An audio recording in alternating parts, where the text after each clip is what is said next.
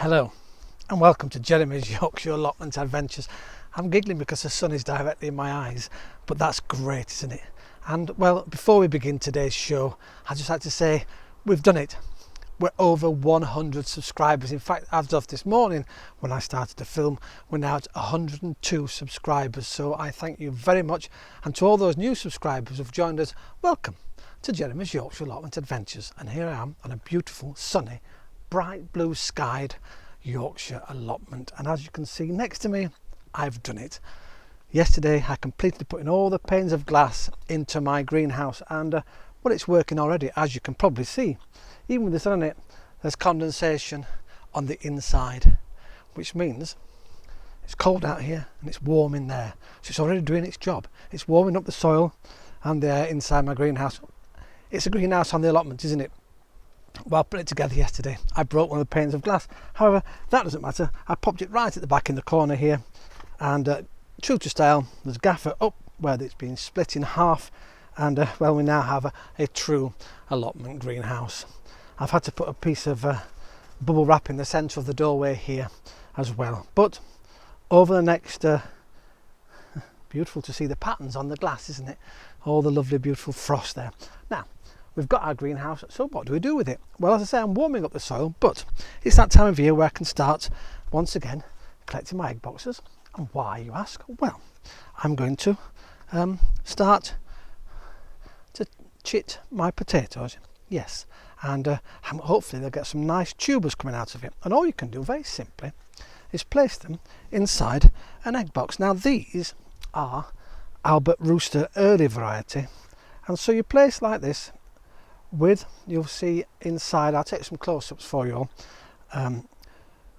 the stems upwards, and eventually when I put these in my shed now, they will in the next couple of months start to throw out shoots, and when they're so big, about 1 inch, 2 inches long, and the frosts have gone, we can transplant them outside, or they can go straight inside your greenhouse. If you've got one, a spare grow bag like this one, you can put some at the bottom with some soil already, and they'll do exactly the same thing as they will inside my cardboard box. Well, as I say, with lots of things to do here on the allotment, I've started working on the bank. I've now laid a pathway in that's actually flat so I can walk safely, and I've uncovered all of my onions and my daffodils that are growing now because they don't need the cover anymore. Yes, we've got ground frost, but they've been hardened up underneath those covers, and they'll be fine from now on in. So I better get on with my jobs. Once again, it's been fantastic to get over 100 subscribers. Please tell your friends. The more people watch, well, the happier I'll be anyway.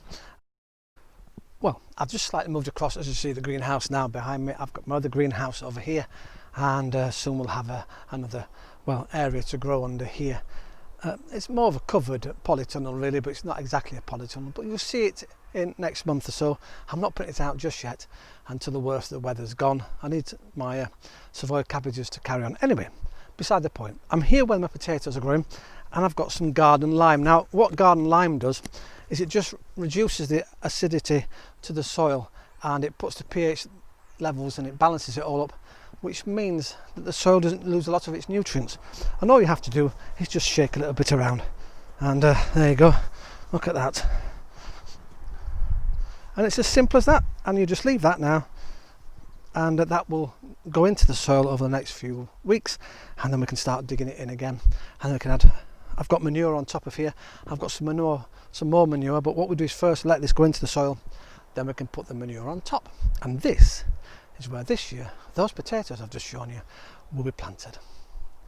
It's also very good for the brassica family, cabbages and cauliflowers and well, broccoli, all those types of things. Well, here I am in front of my beautiful compost heap, and in the next few weeks I'll be turning that over and getting it going again. Well, you can put everything in. Of course, we've got our tea bags here, they're going in. I've got our, well, these are potato peelings, but also I've got my, when I shaved my beard off, do you remember, by mistake, I've got that as well. That can all go inside, and I've got sprouts and all sorts in there, and they can all just go in there, and once that's turned over, to make really, really beautiful compost. So I look forward to getting some of that out and putting it on top of all the plants that we put in this year. So you can do it at home, get a compost bin, a bin, any bin in fact, and just put your stuff in it. You can actually, if you want, drill a little hole in the bottom, seal it up, temporarily that is, of course, and then put your vegetables and things in there, and then just add some water and leave it for I don't know, 6-7 weeks. Keep stirring it around, and then when you think it's all nice and reduced, take your seal out, allow the water to pour off, and you can water your plants with that directly. You can buy them, of course, already made. They're about £20, but if you haven't got £20, get an old bucket, put a lid on it, and well, as they say in Yorkshire, Bob's your uncle. Maybe Bob is your uncle, you never know. A little tip from Jeremy's Yorkshire Allotment Adventures.